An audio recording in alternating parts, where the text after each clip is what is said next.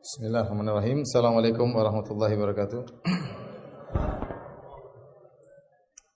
Alhamdulillah nahmaduhu wa nasta'inuhu wa nastaghfiruhu wa natubu ilaihi wa na'udzu billahi min syururi anfusina wa sayyiati a'malina may yahdihillahu fala mudhillalah wa may yudlil fala hadiyalah. Asyhadu an la ilaha illallah wahdahu la syarikalah wa asyhadu anna Muhammadan abduhu wa rasuluhu la nabiyya ba'dah.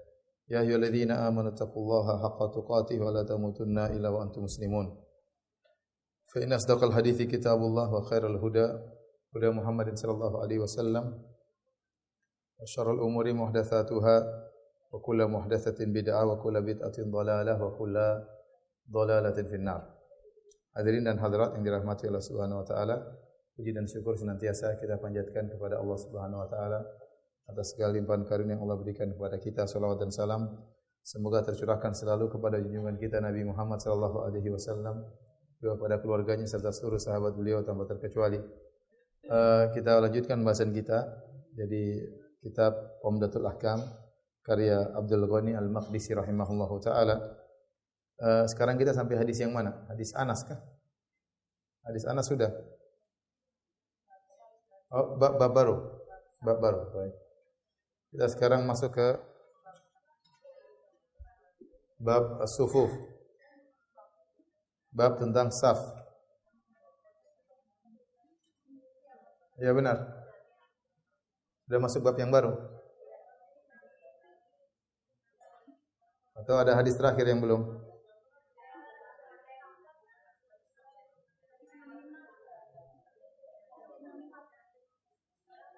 Yang sebelumnya ya, hadis terakhir sebelum saf. Ya. Baik, kita sebelum masuk bab yang baru masih ada satu hadis an Anas ya bin Sirin qala istaqbalna Anasan hina qadima minasyam. Kata beliau, kami menjemput atau menyambut Anas bin Malik tatkala Anas bin Malik datang dari negeri Syam. Falaqinahu bi aini tamar, maka kami pun mendapati dia di tempat namanya Ainu Tamar, yaitu suatu tempat di dekat Al-Kufah.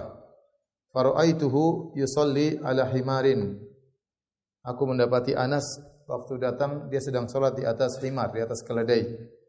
Wa wajhuhu min dzal janib, sementara wajahnya, arahnya yakni an yasaril qiblah, dia menghadap ke sebelah kiri kiblat, tidak menghadap kiblat. Faqultu, maka aku bertanya kepada Anas, ra'aituka tusalli li ghairil qiblah. Aku melihat engkau salat tidak ke arah kiblat. Faqala laula anni ra'aitu Rasulullah sallallahu alaihi wasallam yaf'aluhu ma fa'altuhu. Kalau bukan aku pernah melihat Nabi salat seperti ini, tentunya aku tidak akan melakukannya. Artinya Nabi sallallahu alaihi wasallam pernah salat di atas kendaraan dan tidak menghadap kiblat ya. Ini dalil bahwasanya seorang yang salat sunnah ya, bagi orang yang sedang safar, dia boleh salat tidak menghadap kiblat. Kemudian juga ini dalil bahwasanya disyariatkannya menyambut ahlul ilm. Anas bin Malik waktu datang dari negeri Syam disambut oleh orang-orang ya sebagai bentuk penghormatan terhadap orang yang alim. Demikian juga ini juga dalil bahwasanya seorang yang alim kalau ditanya maka hendaknya dia menjawab dengan dalil. Sebisa mungkin dia jawab dengan dalil sehingga yang bertanya bisa paham, bukan hanya taklid tapi dia mengerti dengan jawabannya dengan dalil. Karena waktu Anas ditanya, "Kenapa engkau salat ke arah selain kiblat?" Kata dia, "Aku pernah melihat Nabi sallallahu alaihi wasallam salat sunnah di atas kendaraan tidak menghadap kiblat." Tapi kita masuk pada bab yang baru, bab sufuf, tentang bab pengaturan shaf. Hadis yang pertama an Anas bin Malik radhiyallahu anhu, dari Anas bin Malik, dia berkata, qala Rasulullah sallallahu alaihi wasallam, Rasulullah sallallahu bersabda, "Sawu sufufakum fa inna taswiyata sufufi min tamamis salat." Luruskanlah saf kalian, karena sungguhnya meluruskan saf-saf itu merupakan kesempurnaan salat. Ya. Ya. Dalam atau hadis-hadis yang berbicara tentang Meluruskan saf sangat banyak. Hanya saja khilaf di kalangan para ulama, apakah meluruskan saf itu adalah kewajiban salat atau hanya sekedar sunnah. Ya, sebagian ulama memandang bahwasanya meluruskan saf adalah sunnah, tidak sampai pada derajat wajib. Kenapa? Karena Nabi SAW mengatakan, sungguhnya fa inna taswiyatas sufufi min tamamis salat. Sungguhnya meluruskan saf adalah bagian dari kesempurnaan salat. Tamamis salat, kesempurnaan salat. Nah, kalau suatu yang sempurna itu di luar pada yang wajib, ya, hanya sekedar penyempurna. Dari sini mereka berpendapat bahwasanya meluruskan saf hukumnya sunnah. Tapi yang benar meluruskan saf hukumnya wajib. Kan dalam hadis yang lain Nabi sallallahu alaihi wasallam mengatakan, la tusawwunna sufuf aw la yukhallifanna Allah baina wujuhikum. Hendaknya kalian meluruskan saf, kalau tidak Allah akan buat wajah-wajah kalian berselisih. Maksudnya Allah akan buat hati-hati kalian berselisih. Barang siapa yang tidak meluruskan saf akan ada hukumannya, yaitu Allah akan menjadikan mereka saling berselisih. Ini dalil bahwasanya meluruskan saf hukumnya apa? Wajib. Maka barang siapa yang salat tidak meluruskan saf, maka salatnya sah, namun dia berdosa. Dan ini banyak dalam salat. Salat laki salat tidak berjamaah, salatnya sah namun dia berdosa. Sebagaimana juga seorang salat berjamaah tidak luruskan saf, maka dia salatnya sah namun dia berdosa.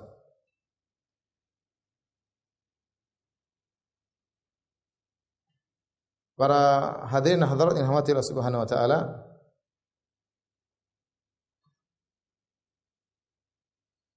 kita bacakan dulu hadis-hadisnya, nanti akan kita jelaskan tentang cara pengaturan saf. Yang hadis berikutnya ani Nu'man bin Bashir radhiyallahu taala anhuma. Dari Nu'man bin Bashir radhiyallahu anhuma dia berkata, sami'tu Rasulullah sallallahu alaihi wasallam yaqul, aku mendengar Rasulullah sallallahu alaihi wasallam bersabda, la tusawwunna sufufakum aw la yukhalifanna Allahu baina wujuhikum. Hendaknya kalian meluruskan saf-saf kalian atau Allah akan menjadikan kalian berselisih, wajah-wajah kalian berselisih. Ya. Jadi maksudnya wajah-wajah kalian berselisih, dalam riwayat yang lain baina qulubikum, yaitu hati kalian berselisih. Di sini tidak ada kemungkinan ketiga, cuma dua kemungkinan, saf lurus atau hati-hati berselisih. Ini yang tadi saya katakan menunjukkan dalil bahwasanya meluruskan saf hukumnya wajib. Dalam riwayat Muslim, kana Rasulullah SAW yusawwi sufufana. Rasulullah SAW meluruskan saf-saf kami, hatta ka'annama yusawwi bihal qidah. Sampai seakan-akan Rasulullah SAW meluruskan al-qidah. Al-qidah itu anak panah yang dirapikan, diluruskan supaya tidak bengkok. Ya. Artinya Nabi SAW serius tatkala meluruskan saf. Dan ini diikuti oleh para sahabat. Umar bin Khattab radhiyallahu anhu sampai meluruskan saf, sampai memukul sebagian orang yang tidak meluruskan saf, sampai punya anak buah untuk meluruskan saf. Karena bagi mereka para sahabat dahulu, salat itu perkara yang sangat agung, bukan perkara main-main. Ya, sehingga saf harus lurus, harus serius. Bagi mereka salat itu perkara yang agung. Karena syariat memang mengagungkan salat. Oleh karenanya kalau ada orang melewati depan, diberhentikan, tidak boleh lewat depan orang yang sedang salat. Dia sedang konsentrasi dengan Allah Subhanahu wa taala. Kemudian ada yang ingin mengganggu dia, maka tidak diperbolehkan. Ini dalil bahwasanya salat adalah perkara yang sangat penting. Sehingga saf-saf sangat diperhatikan oleh Nabi SAW dan selanjutnya para sahabat juga sangat memperhatikan saf. Kemudian kata Nu'man bin Bashir, hatta idza ra'a an qad aqalna anhu thumma kharaja yawman faqam. Sampai Nabi melihat kami sudah lurus, kami sudah ngerti, sudah lurus. Ya. Nabi SAW kemudian pergi berdiri suatu hari setelah meluruskan saf. Kemudian hatta idza kada an yukabbir, Nabi sudah maju, sudah mau takbir, fara'a rajulan badiyan sadruhu. Tiba-tiba Nabi melihat ada seorang yang dadanya maju, artinya agak ke depan. Faqala ibadallah, maka Nabi tegur, la tusawwunna sufufakum, hendaknya kalian luruskan saf-saf kalian. Aw la yukhalifanna Allahu baina wujuhikum, atau Allah akan membuat wajah-wajah kalian berselisih. Di antara dalil yang menunjukkan saf itu sangat penting, ya. Tadi kalau orang tidak meluruskan saf, berarti apa tadi? Hatinya dibuat apa? Berselisih. Demikian juga dalam hadis kata Nabi sallallahu alaihi wasallam, man qata'a saffan qata'ahu Allah. Hadis riwayat Abu Daud. Barang siapa memutuskan saf, maka Allah akan putuskan dia. Maka tidak boleh seorang sengaja memutuskan apa?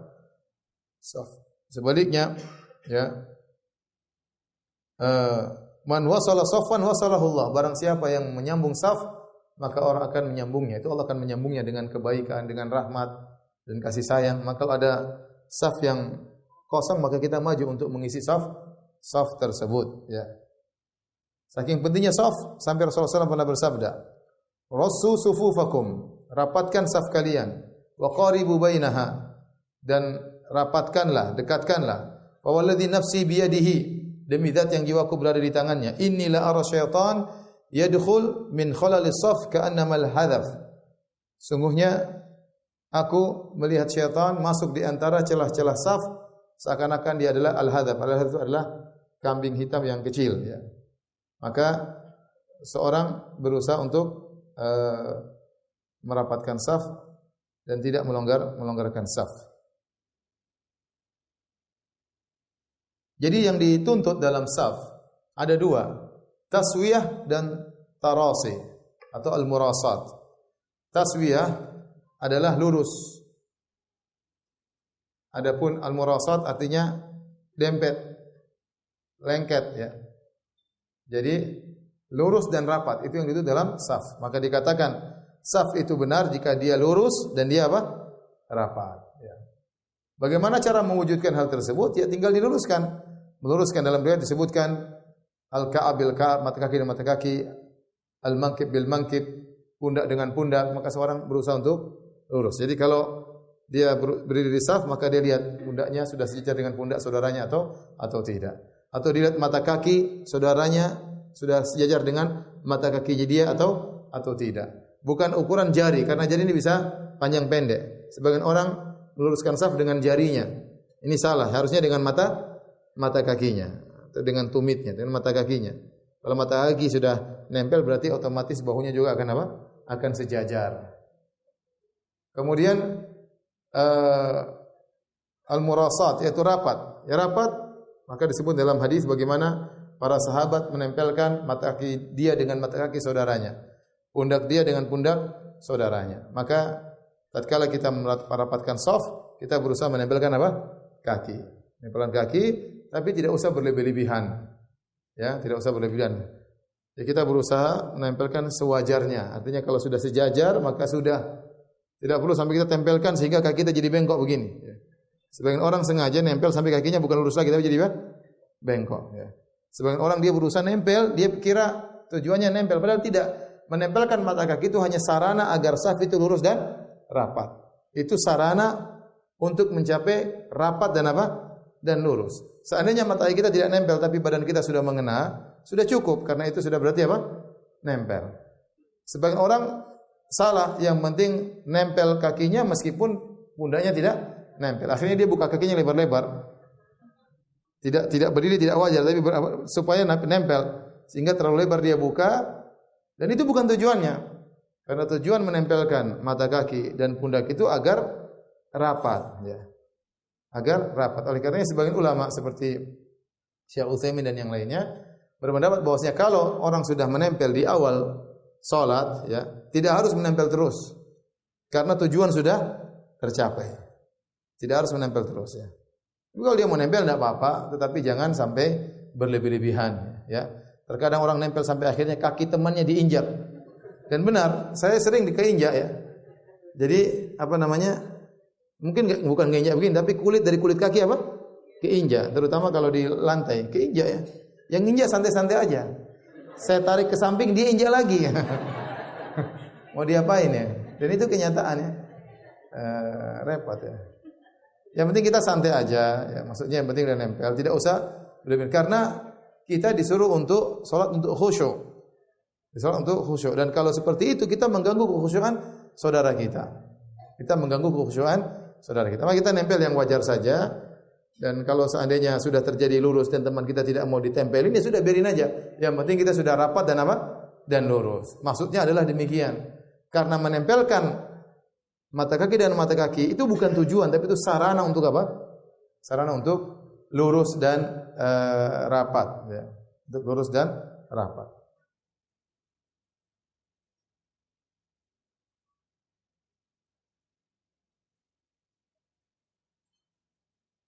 Dan juga jangan kita ingkari juga ya.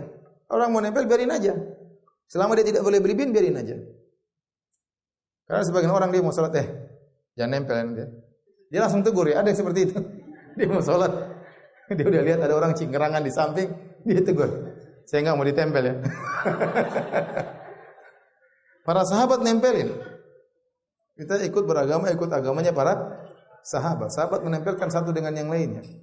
Ya, karena kalau tidak ditempel akhirnya berjauhan dan akhirnya yang ditakutkan oleh Nabi, fa in arasyaitan yadkhul baina khalalis saf kal hadaf. Aku melihat setan masuk di antara celah-celah saf. Akhirnya masing-masing menjauh. Apalagi sebagian orang salat dia bawa sajadah sendiri. Tidak boleh ada yang injak sajadahnya. Seakan-akan ini daerah kekuasaan dia. Ya, akhirnya apa? Benar-benar longgar. Benar-benar, dan itu di Indonesia banyak seperti itu. Ya, kita tidak ingin seperti itu. Kita ingin menjalankan sunnah tapi juga tidak berlebihan tadi seperti saya sampaikan. Berlebihan sampai kaki jadi bengkok enggak lurus ya. Sampai terlalu melebar ya. Dikejar kakinya orang, dia lebar sekali enggak juga ya. Biasa aja ya, biasa aja. Itu pernah ada kejadian saya pernah cerita, jadi dia yang lemparkan kakinya ke temannya mundur enggak mau jauh. Dia nempelkan lagi. Dia akhirnya kejar terus. Akhirnya tendang sama temannya. Itu kejadian. Jadi kita menjalankan sunnah tapi tidak boleh berlebihan. Ini semua ya bagaimana perhatian para sahabat terhadap saf, perhatian syariat. Ya, saf harus lurus, harus rapat. Nabi mau takbir enggak jadi, lihat orang ada yang tidak lurus. Nabi ingatkan, "Ibadallah la tusawwuna sufuf." Wahai hamba Allah, luruskan saf, kalau tidak Allah akan buat kalian berselisih. Ya. Sekarang orang salat tidak memperhatikan saf dan benar hati-hati mereka berselisih. Hati-hati mereka berselisih. Kita benarkan sabda Nabi. Nabi bilang, hati-hati jadi berselisih ya, bertengkar, tidak sejiwa, tidak sefikrah dan yang lainnya. Kemudian barang siapa yang memutuskan saf, Allah putuskan dia. Barang siapa yang menyambung saf, maka Allah akan menyambungnya. Sampai Umar bin Khattab memukul orang yang tidak meluruskan saf. Ada orang ditugaskan untuk meluruskan saf. Ini semua perhatian terhadap saf. Oleh karenanya di antara sunnah imam, ya kalau mau sholat lihat dulu safnya. Kalau terutama untuk awal-awal dia melatih mengajari orang-orang untuk merapikan saf. Lama-lama mereka sudah terbiasa, sudah mengenal sunnah, cepat ya. Begitu iqamah, qad qamatis shalah, mereka berdiri dan mereka sudah langsung lurus saf, dia tinggal takbir. Tapi kalau mungkin orang-orang masih belum mengerti, perlu dia diam, dia rapikan, luruskan, ini kurang maju, kurang mundur. Nah, apa? Sebentar aja, 1-2 menit aja. 1-2 menit, baru kemudian dia bertakbir. Jangan langsung takbir tanpa memperhatikan kondisi saf.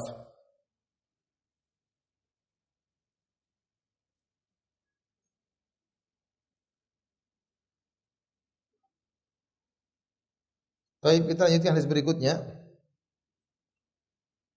An Anas bin Malik radhiyallahu anhu, dari Anas bin Malik radhiyallahu anhu, anna jaddatahu Mulaikah da'at Rasulullah sallallahu alaihi wasallam li ta'amin sana'athu. Bahwasanya neneknya Mulaikah mengundang Rasulullah sallallahu alaihi wasallam untuk makan makanan yang dia buat. Nabi diundang. Fa akala minhu, kemudian Nabi sallallahu alaihi wasallam makan makanan dari makanan tersebut. Tsumma qala qumu fali usalli bikum. Kata Nabi, bangunlah mari saya salat mengimami kalian.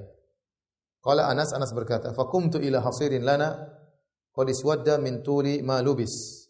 Maka aku pun pergi ke semacam tikar milik kami yang sudah menghitam karena sudah sering dipakai, sering disujudin, mungkin sehingga mulai agak menghitam. Fa nadhahtuhu bima'in, maka saya percikan air mungkin untuk dirapikan, dibersihkan. Faqama alaihi Rasulullah sallallahu alaihi wasallam, maka Rasulullah sallallahu alaihi wasallam pun jadi imam. Wa safaftu ana wal yatim wara'ahu, maka aku pun menjadi makmum belakang Nabi. Aku bersama anak yatim. Anak yatim itu anak yang kehilangan ayahnya dan dia belum balik. Dia belum apa? Balik. Kalau sudah balik sudah tidak yatim lagi. Ya. Maka dia pun saf bersama anak ini di belakang Nabi, wal ajuz min wara'ina. Adapun nenekku di belakang. Jadi safnya laki-laki baru imam, laki-laki baru perempuan. Fa shalla lana rak'ataini tsumma sarafa. Maka Nabi pun mengimami kami 2 rakaat, kemudian Nabi pun pergi. Wali muslimin anna Rasulullah sallallahu alaihi wasallam shalla bihi wa bi ummihi. Bahwasanya Anas pernah dipimpin oleh Nabi sallallahu alaihi wasallam, diimami oleh Nabi bersama makmumnya Anas dan ibunya. Ibunya Anas itu Ummu Sulaim.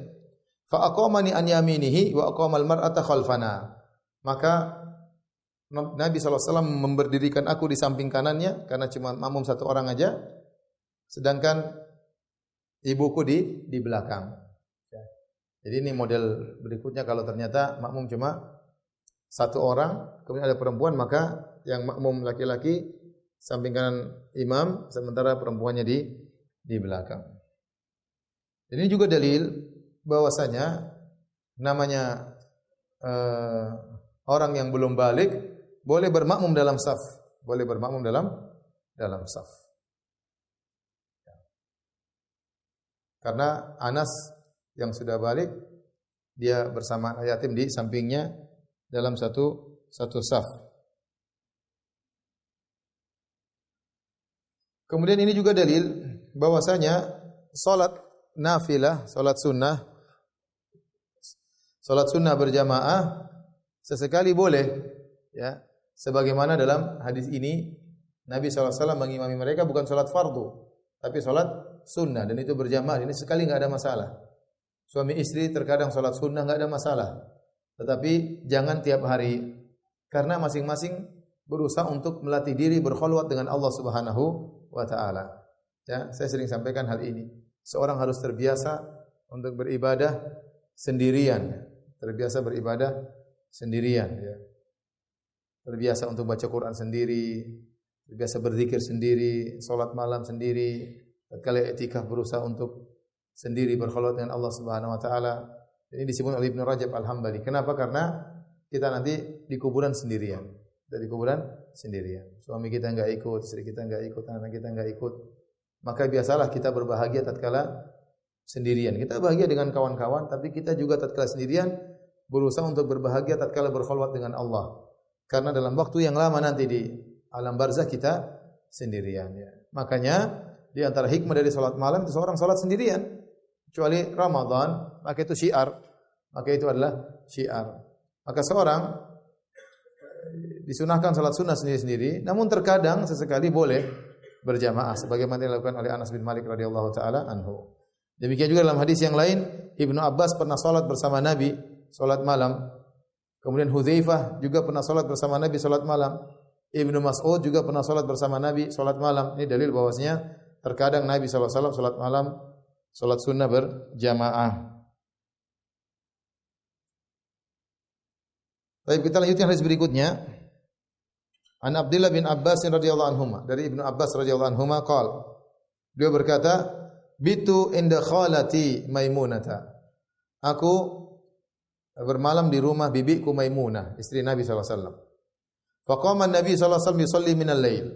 Maka Nabi sallallahu alaihi wasallam bangun salat malam.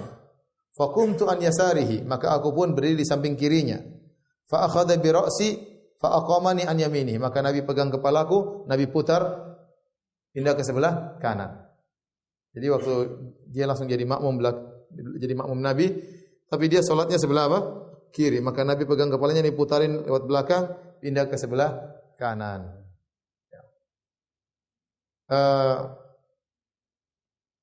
Ini dalil bahwasanya kalau seorang makmum cuma satu orang, maka posisinya sebelah kanan. Bukan dan sebelah kanan dan benar-benar apa? Sejajar. Dan sebelah kanan dan sejajar. Karena agar terjadi saf, agar terjadi apa? Saf, agar terjadi saf, ya. Bukan mundur sedikit. Sebagaimana perkataan sebagian ulama. Sebagian ulama memandang kalau imam dan makmum cuma satu orang, maka makmumnya di belakang sedikit, tidak sejajar. Namun yang benar hadis-hadis menunjukkan bahwasanya makmum itu kalau satu orang sejajar. Kata mereka, kenapa harus mundur sedikit supaya terbedakan antara imam dengan makmum. Tapi ini sekedar logika. Tapi sunnah yang terjadi sejajar. Dan tetap ketahuan mana imamnya, karena imamnya sebelah kiri, makmumnya sebelah kanan. Jadi tidak perlu harus mengenal imamnya dengan mundur sedikit. Jadi sunnahnya adalah sejajar sebagaimana dalam hadis-hadis yang kita sebutkan. Sama. Semua masalah sufuf, saf, hukum asalnya sama antara lelaki dengan wanita secara aturan. Kecuali ada dalil yang menunjukkan perbedaan. Di antara perbedaannya misalnya adalah saf lelaki yang paling bagus adalah saf yang paling depan. Adapun wanita yang paling bagus saf yang paling belakang. Saf wanita yang paling bagus saf paling belakang karena lebih jauh daripada lelaki. Kemudian yang kedua, kalau lelaki salat makmumnya banyak, maka lelaki di depan, kemudian makmumnya di belakang. Tapi ada wanita tidak, wanita makmumnya di tengah. Lelakinya imamnya di tengah, makmumnya kanan kiri. Kalau lelaki imamnya depan, makmumnya di belakang. Kenapa kata mereka? Karena wanita agar lebih tertutup tatkala dia di tengah, tidak sendirian begitu. Lebih hati-hati dia sebagaimana dilakukan oleh Ummu Salamah dan Aisyah. Ummu Salamah radhiyallahu anha dan Aisyah radhiyallahu anha kalau mengimami salat, maka mereka berdiri di tengah-tengah, bukan maju di depan. Ini bedanya saf laki dengan saf perempuan. Saya ulangi dua perbedaannya di antaranya, kalau khairu suhufur rijal awwaluha, sebaik-baik saf laki adalah yang paling depan. Wa syarruha akhiruha, yang paling buruk saf paling belakang. Wa khairu sufufin nisa akhiruha, sebaik-baik saf wanita yang paling belakang. Wa syarruha awwaluha, yang paling buruk adalah yang paling depan. Kenapa? Karena yang wanita semakin jauh dari laki semakin baik. Adapun yang kedua perbedaannya adalah masalah imam. Kalau wanita imamnya di tengah, kalau laki-laki imamnya di depan.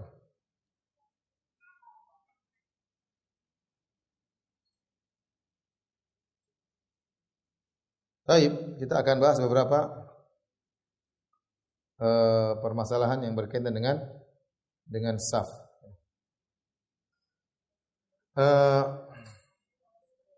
Yang tadi telah kita sebutkan ya. Jadi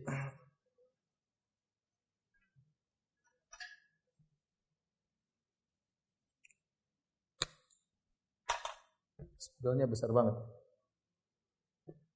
Aturan-aturan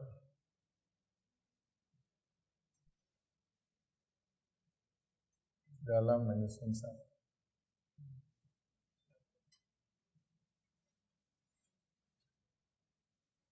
Yang pertama tadi kita sebutkan apa? Kalau makmum hanya satu, maka di mana dia? Sebelah kanan sejajar imam.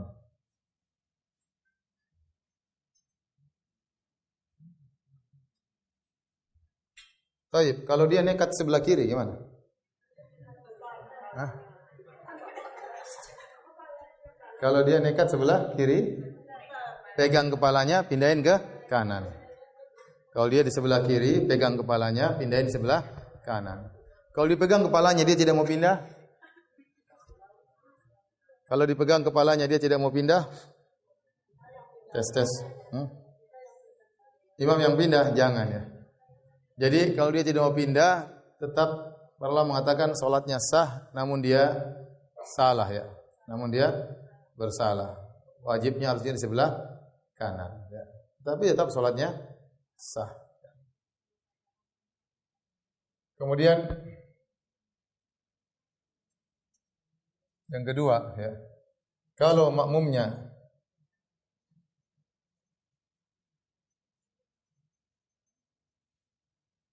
lebih dari satu,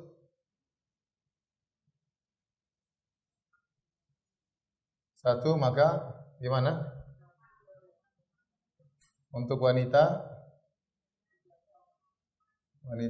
maka apa? Sejajar. Imamnya di tengah ya.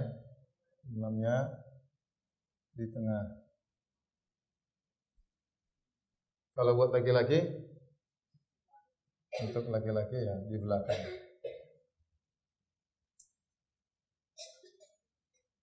Baik. Kalau ternyata makmumnya ini, bentar.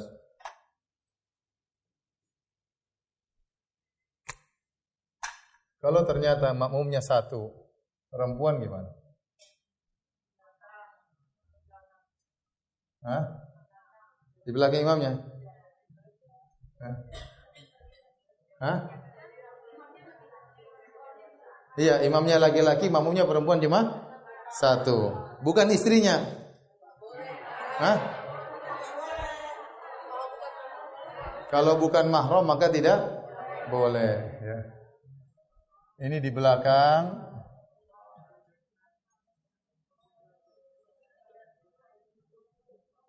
Kalau bukan mahram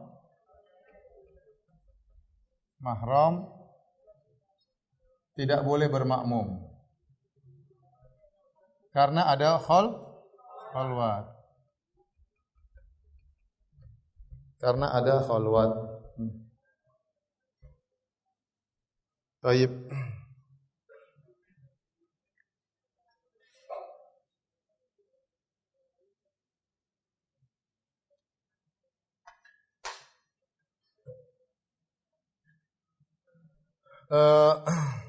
Tes.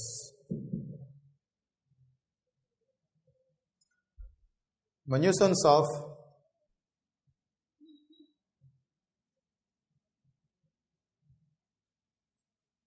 jadi yang kanan dulu baru kiri setelah seimbang. Ya, karena dalam hadis-hadis safafna khalfahu, kami pun bersaf di belakang Nabi. Kami bersaf di belakang Nabi, berarti imam itu di tengah. Contoh ya. Makmum jumlahnya 9. Gimana caranya? Berarti imam satu sini 1 2 3 4, 1 2 3 4, terus di kanan ya.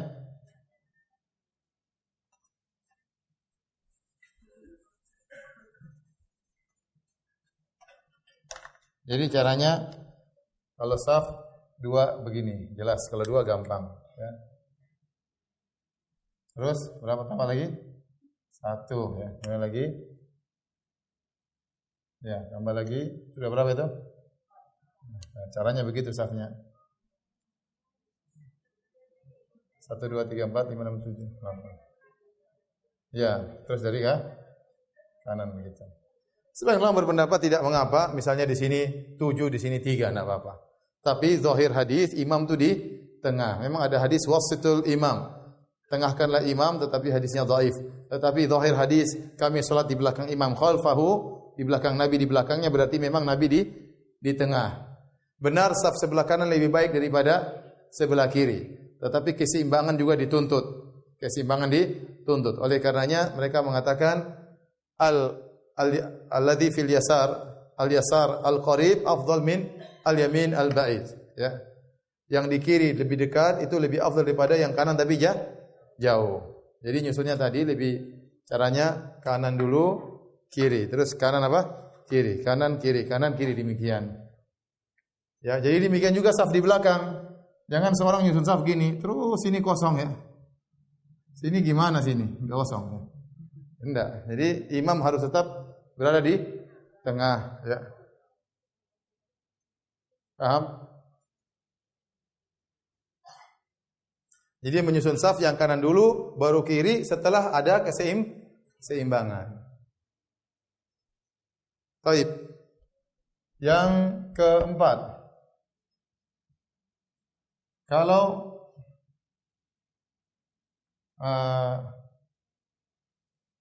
tempat kalau masjid full, tidak ada tempat lagi buat makmum.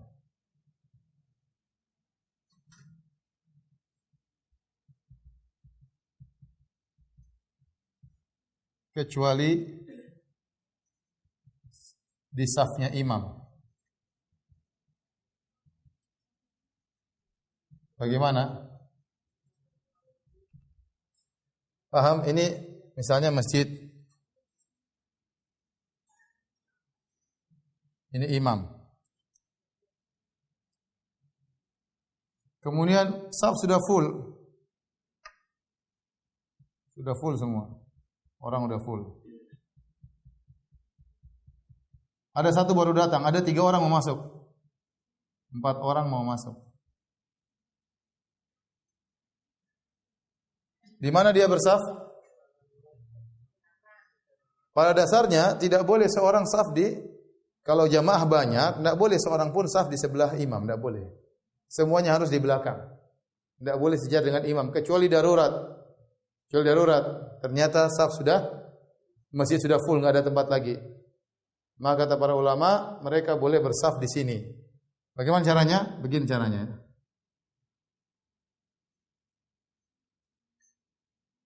Paham? Imam tetap di tengah. Ini diingatkan oleh Syekh Utsaimin rahimahullah, kebanyakan orang menyangka kalau saf sudah penuh cuma di sebelah kanan imam. Tidak, imam tetap di tengah. Bahkan dahulu laki-laki pun sholatnya seperti ini, seperti wanita. Tetapi kemudian dimansuhkan, akhirnya lelaki imam maju di depan. Jadi kalau masjid sudah full, kita boleh sebelah kanan dan sebelah kiri apa? Imam. Paham? Paham tidak? Paham tidak? Baik. Kasus berikutnya. Nomor 5. Imam dengan makmum 1 orang. Makmum 1 orang yang sejajar dengan imam.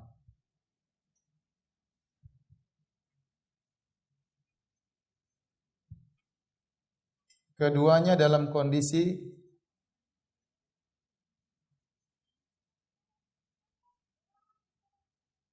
sujud.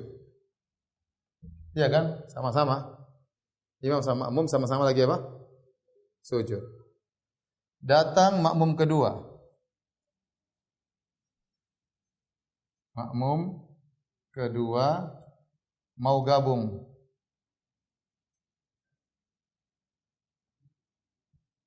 Bagaimana caranya?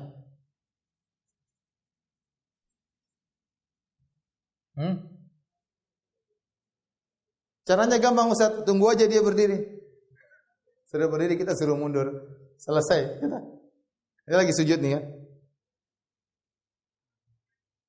Ya tunggu dia berdiri, suruh dia mundur jadi saf di belakang. Begitu kan?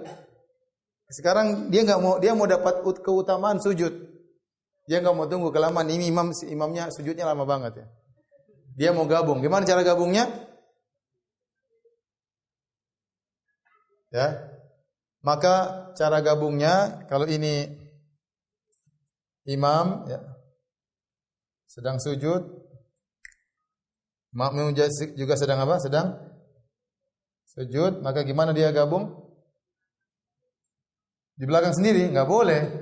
Enggak boleh belakang sendiri. Maka yang ketiga ke sini sujud ke sebelah kirinya atau sujud sebelah kanannya. Boleh dua-duanya. Tapi saya anjurkan sujud sebelah kiri. Sujud sebelah kirinya. Ya. Jadi mereka bertiga. Nah kalau sudah berdiri mundur dua-duanya baru berdiri. Sehingga dia tetap mendapatkan keutamaan apa? Sujud. Ya. Karena kata Nabi SAW, innaka lan tasjud sajdatan lillah illa rafa'akallahu biha daraja wa hatta anka biha khati'ah. Tidaklah engkau sujud karena Allah kecuali engkau akan diangkat derajatnya, akan dihapuskan dosamu. Paham sampai sini? Paham? Baik.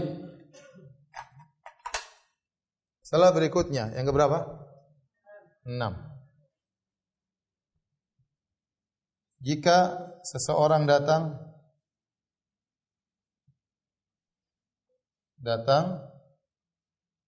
lalu bikin saf sendirian di belakang.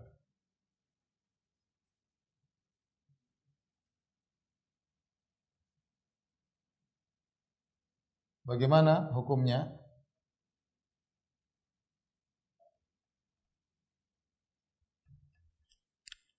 Bagaimana hukumnya? Maka ada dua kemungkinan. Dua kemungkinan.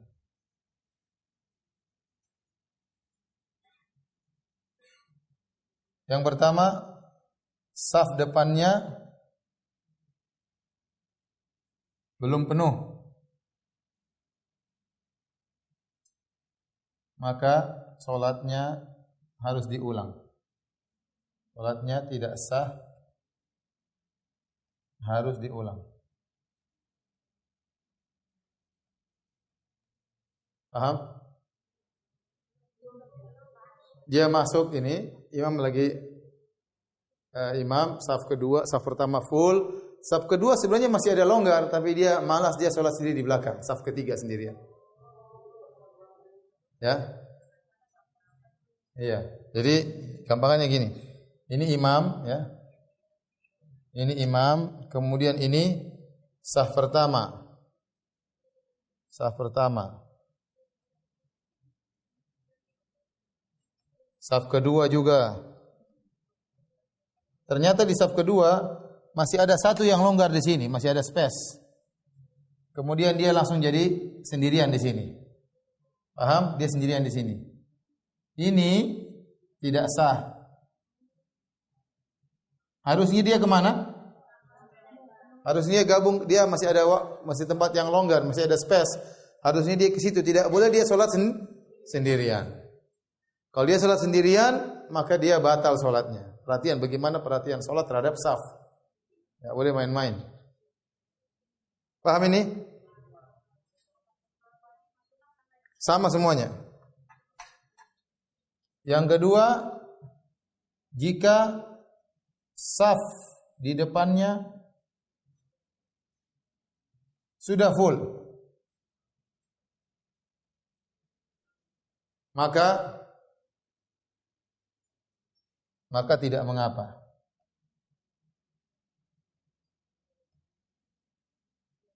Karena uzur. Karena apa? Uzur. Ya. Karena Nabi pernah melihat ada seorang sholat sendirian, Nabi suruh ulang sholatnya.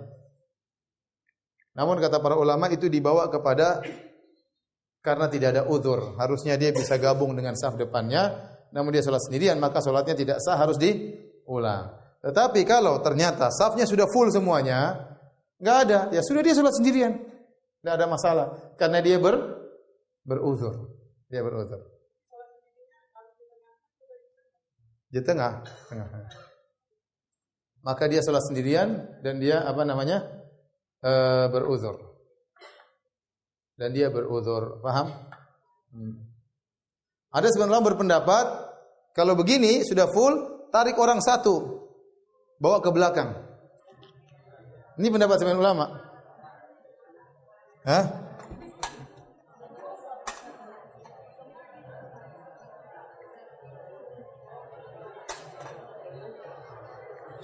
Kok ribut sih?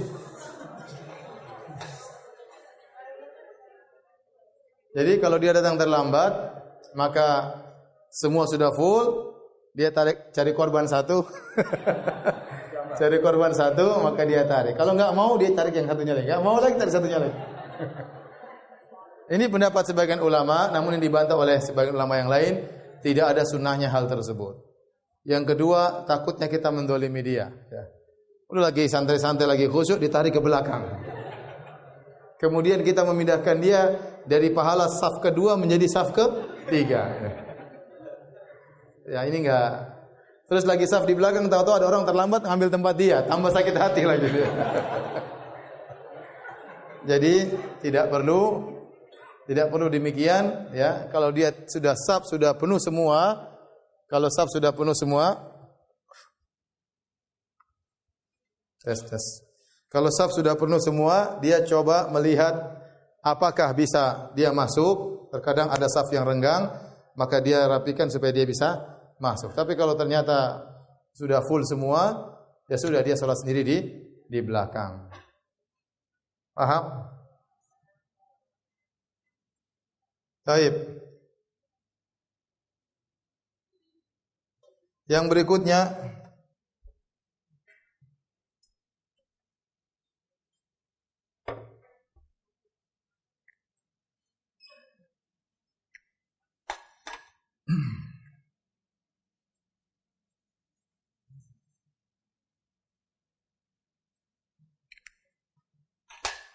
Keberapa? Yang ketujuh. Hukum salat di antara tiang.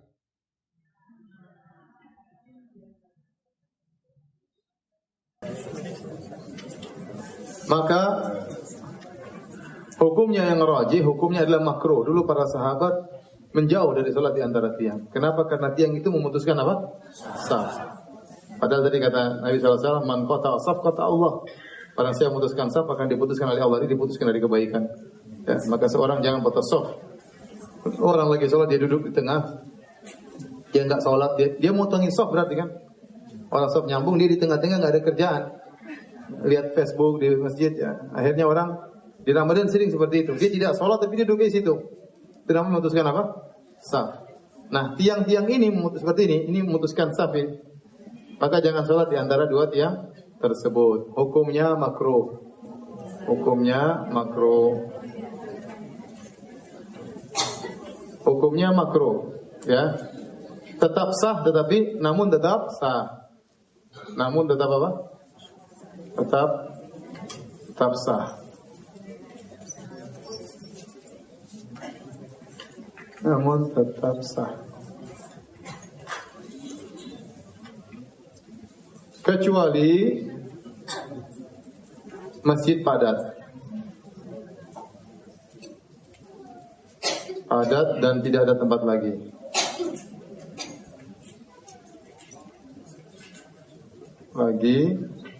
Maka tidak makruh.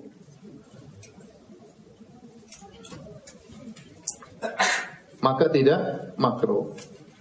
Karena sesuatu yang makruh tatkala dalam kondisi hajat, maka hilang kemakruhan tersebut. Masjid sudah full, ya. Sementara ada tiang di depan dua. Kalau kita nggak maju, kasihan orang tidak dapat tempat di masjid. Ya udah kita maju aja, nggak ada masalah. Maka hukumnya sudah tidak makruh lagi. Karena demikian. Taib, berikutnya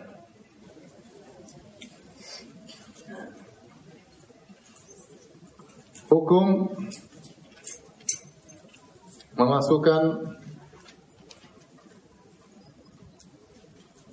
anak-anak dalam saf salat. Anak-anak ya, sebagian ada yang berpendapat anak-anak harus safnya di belakang sendiri, jangan digabungkan dengan bapak-bapak. Tetapi ini pendapat yang tidak kuat karena tidak ada dalilnya, bahkan bisa menimbulkan banyak kemudaratan. Karena anak-anak kalau dibuat saf di belakang sendiri bahaya ya. Mereka bikin geng sendiri di belakang. Jangan-jangan mereka sholat sendiri di belakang. Imam ada makmumnya. Ini orang tua kita bikin geng sendiri di belakang. Sehingga tidak mengapa anak-anak kalau dia mumayyiz bisa membedakan, jadi kasih tahu maka dia sholat di samping kita, nggak ada masalah. Dan kalau bisa jangan digabungkan dengan anak-anak. Kalau dia sholat dia akan ngobrol sendiri nanti. Jangan kita samping kita sholat, dan itu faedahnya kita mendidik dia untuk bisa senang dengan apa? Masjid sejak mereka kecil. Ya. Tetapi anak-anak jangan langsung di belakang imam. Lihat ini ulul ahlami minkum. Ya, kata Nabi sebenarnya di belakang saya orang-orang yang artinya orang yang dewasa. Di belakang imam itu harusnya orang-orang yang alim, yang hafid. Karena kalau imam terjadi sesuatu bisa diambil solusi. Imamnya batal tiba-tiba atau imamnya lupa. Ya, yang ngerti ya, kalau anak di belakang repot nanti kan. Jadi anak-anak boleh di saf pertama tapi di ujung-ujung. Adapun yang di belakang imam maka harus orang-orang yang ngerti. Ya. Adapun saf kedua anak apa di samping tapi tidak harus, jangan bikin anak-anak kemudian di belakang buat saf sendiri karena itu mudaratnya lebih besar. Mending di samping bapaknya agar dia lebih khusyuk tatkala sedang sholat. Ya. Jadi tidak mengapa anak-anak dimasukkan dalam saf. Dan dalilnya seperti tadi, Anas bin Malik sholat dengan anak yatim. Kemudian dia masukkan dalam saf dia. Namanya anak yatim itu belum balik. Ternyata dipasang di safnya Anas bin Malik. Jadi Kemudian juga yang biasanya dibahas oleh para ulama, misalnya 9 ya, hukum salat di musalla hotel sekitar haram. Sekitar haram. Hotel di mana? Di Darut Tauhid. Hotel di Zamzam, di Hilton. Bagaimana hukum sholat di tempat-tempat seperti ini? Banyak orang berfatwa tidak mengapa karena saf dianggap bersambung. Karena yang di musola masih melihat sebagian saf di musola melihat saf yang di bawah. Makanya di depannya itu tidak tertutup, tapi terbuka. Sehingga di antara syarat bersambungnya saf, kata para ulama, adalah saf yang satu masih melihat saf yang sebelumnya. Dan itu terjadi tatkala seorang sholat di Hotel Zamzam atau di Darut Tauhid atau di Hilton, dia masih melihat apa? Saf di bawahnya. Tapi kalau sudah tidak melihat, maka ini tidak nyambung safnya. Apalagi memang nyambung, karena itu benar-benar padat sampai ke bawah dia benar-benar ada saf. Benar-benar di bawah ada saf. Ya. Jadi Allah alam bisawab, hukumnya sah, ya. Hukumnya apa? Tidak mengapa.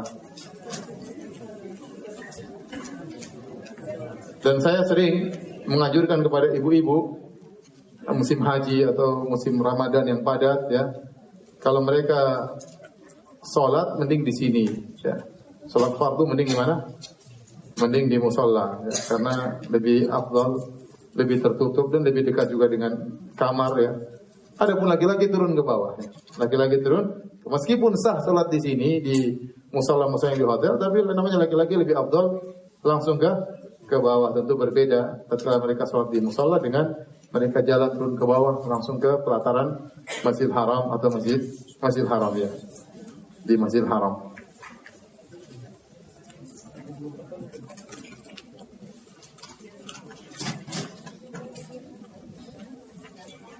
Baik.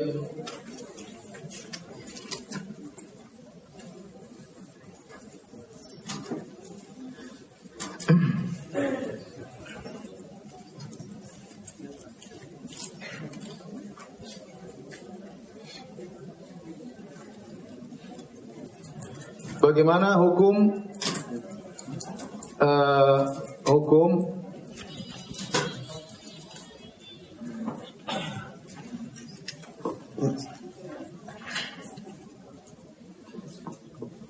ya, hukum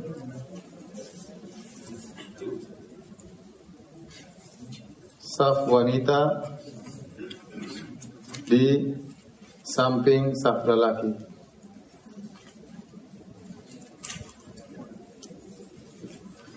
Hukum asalnya saf wanita di belakang, ya, tadi sebagaimana telah kita sebut hadisnya. Jadi lelaki baru kemudian apa? Wanita. Ya. Namun kalau dalam kondisi sulit tentu diatur atau darurat, maka tidak mengapa di samping kanan atau samping kiri, ya, dan tetap sah. Tapi seharusnya di belakang. Ya. Kalau ada wanita safnya kanan kiri, kita bilang dia menyelisih sunnah. Tetapi tetap sholatnya apa? Sah. Seharusnya di belakang. Nah, itu yang terjadi seperti repot di Masjid Nabawi, Masjidil Haram. Sudah perempuan kumpul sendiri nggak bisa diatur, ya. Nggak bisa diatur perempuan dalam belakangnya juga laki-laki susah. Jadi menyelisih sunnah, namun safnya tetap apa? Sah. Kita katakan apa? Menyelisih sunnah.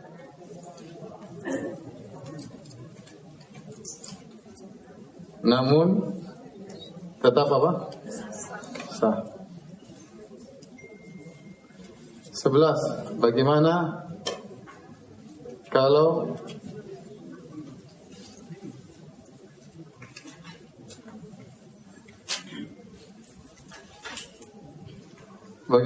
kalau makmum di depan imam?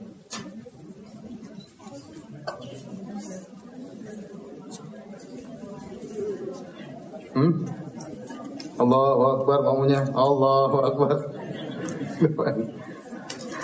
Mana hukumnya? Maka ada khilaf, ada yang mengatakan solatnya makmum batal. Yang makmum saya apa ente? Di depan, namanya imam tuh di depan untuk diikuti, tahu-tahu makmumnya di depan. Ada yang mengatakan solatnya batal. Ada yang mengatakan tetap sah namun menyelisih apa? Sunnah, dia berdosa. Karena untuk mengatakan sholat itu batal butuh dalil yang kuat. Dan tidak ada dalil menunjukkan tersebut. Tidak ada dalil bahwasanya kalau makmum depan maka batal. Tidak ada dalilnya. Kita mengatakan orang ini sholatnya tidak sah, itu berat. Harus ada dalil yang sangat jelas. Kecuali kata Syekh Islam Ibnu Taimiyah, kecuali kalau memang padat, tidak ada tempat. Ini terjadi di Masjid Nabawi. Imamnya dalam masjid, sholat Id full, ya imamnya di depan semua. Di Masjid Nabawi kalau sholat Id udah berjubel-jubel jutaan orang, imamnya kan dalam masjid, di depan masjid kan masih pelataran luas. Ya udah orang sholat semua di situ. Jadi tidak mengapa kalau dalam kondisi darurat, ya. Kenapa? Logikanya sederhana. Sebenarnya mengatakan kalau perkara kata Syekh Islam Taimiyah, kalau perkara yang dalam zat sholat saja bisa gugur kewajibannya, seperti tadi seorang tidak bisa berdiri maka dia boleh duduk, seorang tidak bisa dia boleh berbaring, seorang tidak bisa menghadap kiblat maka dia boleh menghadap selain apa? Kiblat. Itu kewajiban yang gugur padahal zat sholat. Apalagi hanya berkaitan dengan saf, paham? Maka lebih ringan lagi untuk digugurkan. Maka dikatakan seharusnya makmum di belakang, tapi dalam kondisi darurat ternyata nggak bisa, maka tidak di depan dan itu dimaafkan dan sholat tetap sah. Dan itu terjadi tatkala di sholat Id di Masjid Nabawi atau sholat Id di masjid-masjid yang tidak cukup tempatnya. Wallahu a'lam bishawab. Itu saja yang bisa kita sampaikan. Selanjutnya kalau ada yang bertanya saya persilahkan. Wallahu ta'ala a'lam bishawab.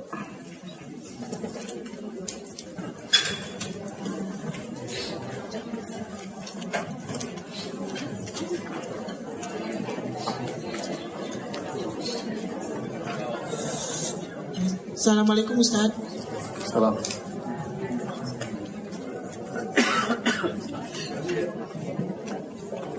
Kalau seandainya seperti sekarang ini Ustaz, kayak kita kan lagi di bawah semua nih ibu-ibu. Tadi seperti sholat zuhur dulu kita pernah tanyakan, kalau saya tidak hilaf Ustaz, pernah ditanyakan bahwa kita di bawah bisa mengikuti imam yang di atas apabila suara imam yang di atas kedengaran sampai di bawah.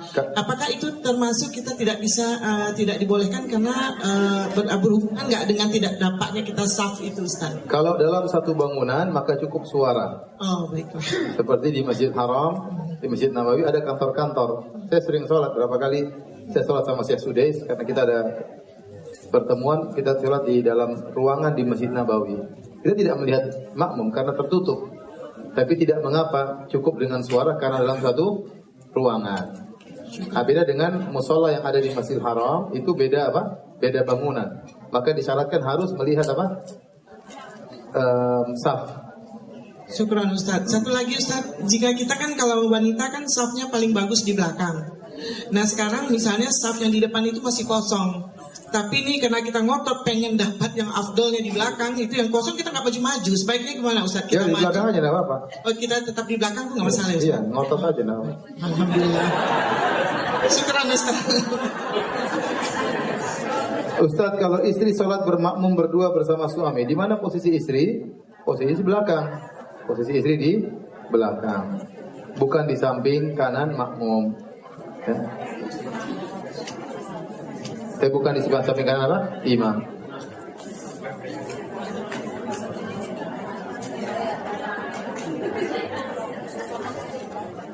Ustaz, apakah doa berlindung dari 4 perkara yang terbiasa dibaca sebelum salam juga berlaku untuk sholat wajib? Ya, itu doa berlaku sholat wajib, sholat sunnah.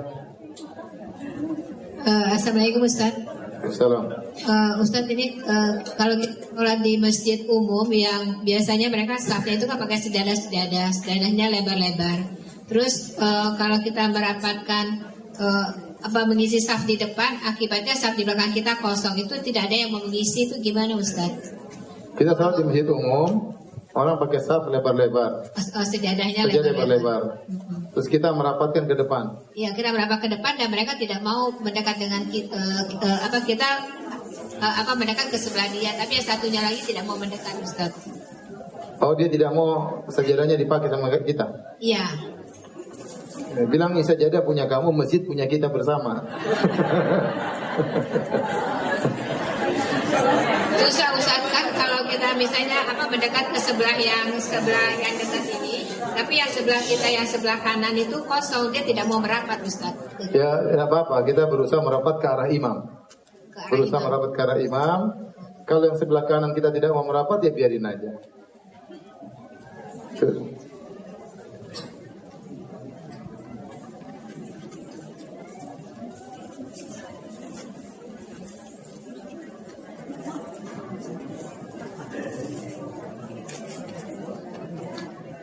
Assalamualaikum Ustaz. Waalaikumsalam.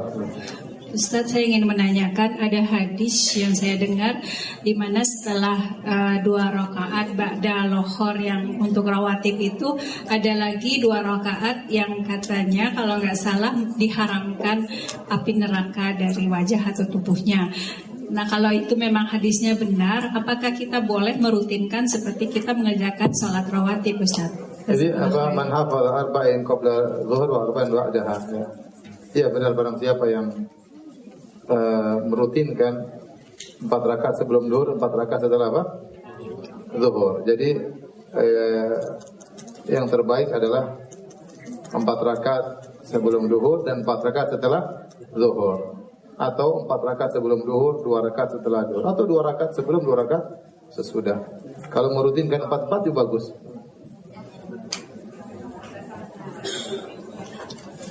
Assalamualaikum warahmatullahi wabarakatuh. Assalamualaikum.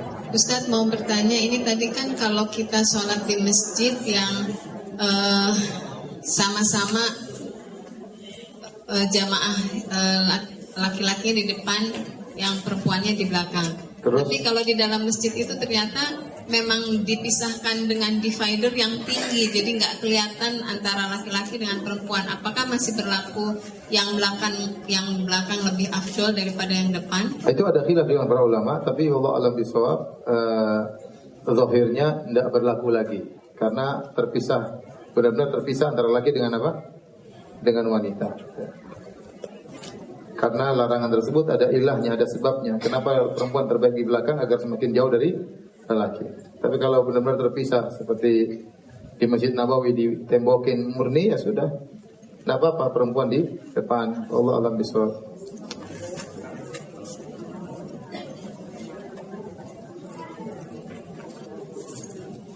Apakah boleh suami jadi imam yang makmumnya terdiri atas istri dan kawan-kawan istri? Tidak apa-apa. Dia jadi imam terus makmumnya istri-istri juga boleh. Dia jadi imam makmumnya istri dan kawan istri juga boleh. Ya, yang dilarang adalah kalau dia sama wanita yang berkholwat, ya. Tidak boleh. Kalau misalnya laki-laki satu, perempuan banyak juga tidak apa-apa. Meskipun ini bukan mahramnya, selama tidak menimbulkan apa? Fitnah. Tidak ada masalah. Karena tidak terjadi kholwat. Assalamualaikum Ustaz. Ya. Waalaikumsalam warahmatullahi wabarakatuh. Kalau kita makmum masbuk, sebelah kiri juga makmum masbuk. Setelah imam selesai, kita jadi makmumnya yang sebelah kiri nggak Ustaz? Allah alam, saya nggak tahu.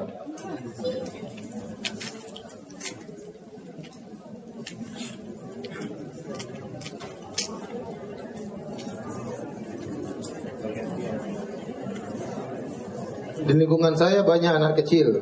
Ketika waktu azan tiba dan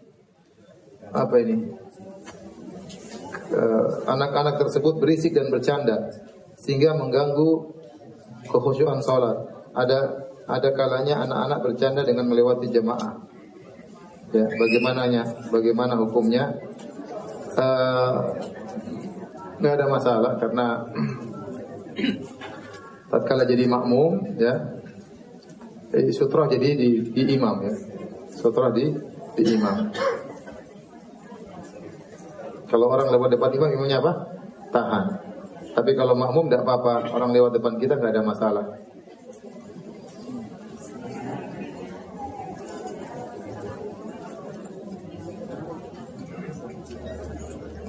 Assalamualaikum Pak Ustadz. Assalamualaikum.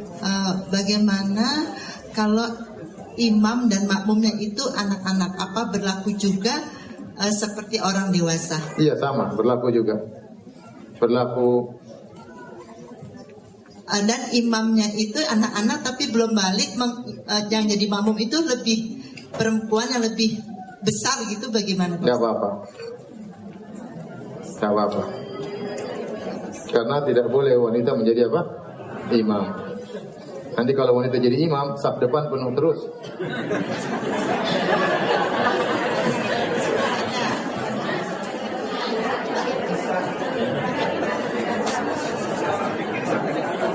Kapan batas waktu sholat qobliyah subuh?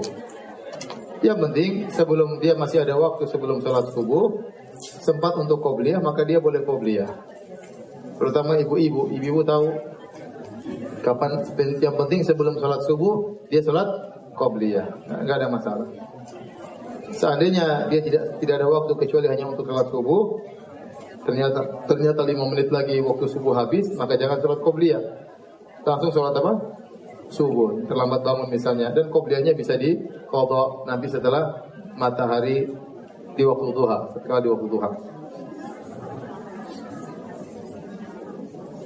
Assalamualaikum warahmatullahi wabarakatuh, Ustaz. Assalamualaikum.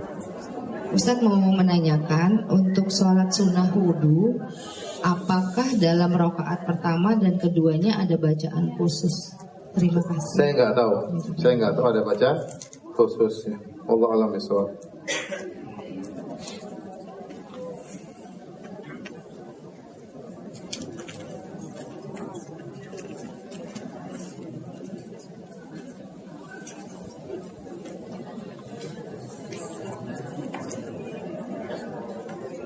Ustaz, saya mau tanya soal puasa Ayyamul Bid. Boleh tidak puasanya hanya 1 atau 2 hari saja? Yang terbaik 3 hari. Kalau dia yang bisa 2 hari aja tidak apa-apa, nggak ada masalah. Kalau ternyata hari ketiganya di waktu tidak apa-apa. Yang penting 3 hari dalam sebulan.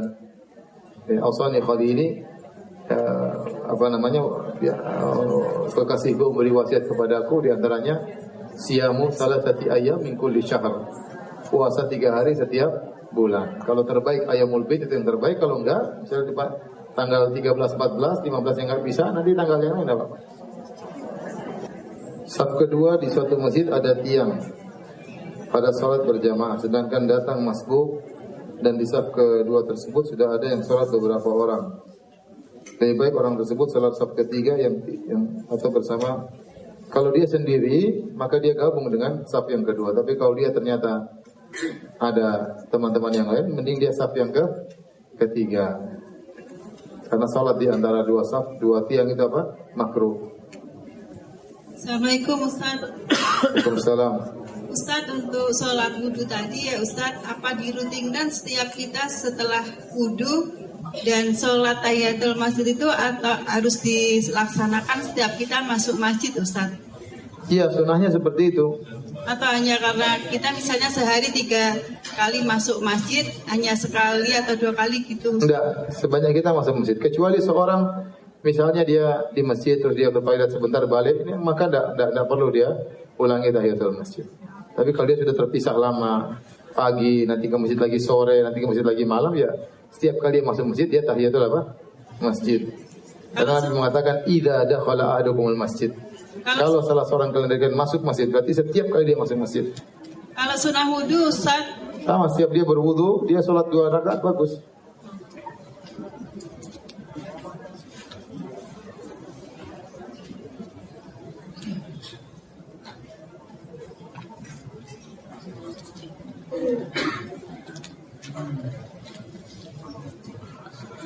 Soib, masih ada yang bertanya?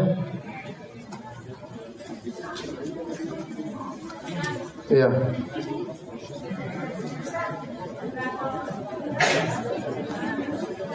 Saya nggak dengar.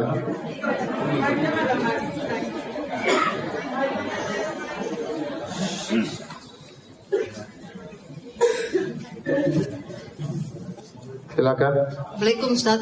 Waalaikumsalam. Misalnya kita ini lagi sholat berjamaah, Terus? bawa anak. Terus? Anak itu taruh di antara kita gitu, tapi anak itu nggak sholat, gimana? Putus tuh, anak kecil gitu, belum balik. Dia tidak sholat ya? Iya, nggak sholat. Allah alam, saya nggak tahu ya. Saya nggak tahu. Taruh depan nggak mungkin ya? Nggak mungkin. Seandainya dia taruh di ujung, ibu yang punya anak taruh di ujung lebih aman. Jadi di ujung saf, sehingga tidak memotong apa? saf. Tapi kalau taruh di tengah-tengah saya tidak tahu ya. Allah alam bisawab.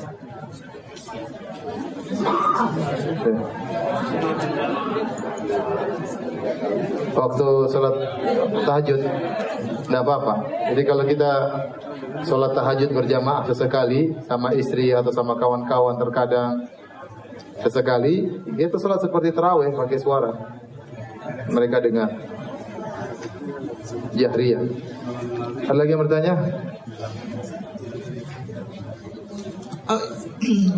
Di luar tema sedikit Ustadz, dulu pernah didengar dari salah satu Ustadz, apakah bacaan surat Al-Kahfi itu tidak perlu dirutinkan setiap Jumat atau Kamis malam Jumat gitu Ustadz? Kenapa tidak dirutinkan? Ada yang berpendapat katanya itu malah dibaca kapan aja gitu, jadi nggak harus dirutinin Jumat atau malam Jumat gitu. Oh, saya nggak tahu. Yang afdolnya gimana? Hadisnya kan yang saya baca ya di Jumat atau di malam Jumat. Jadi dirutinkan ya Ustaz? Iya, rutinkan. Meskipun memang hadisnya diperselisihkan akan kesohihannya, tapi bagi yang menganggap itu hadisnya sahih atau hasan, maka dirutinkan ya, dirutinkan. Baik, sudah ya ibu-ibu. Ya, ditunggu suami di rumah ya. Cari pahala yang lain ya. Baik, demikian saja kajian kita. Subhanakallah bihamdik, asyhadu an la ilaha illa anta, astaghfiruka wa atubu ilaik. Assalamualaikum warahmatullahi wabarakatuh.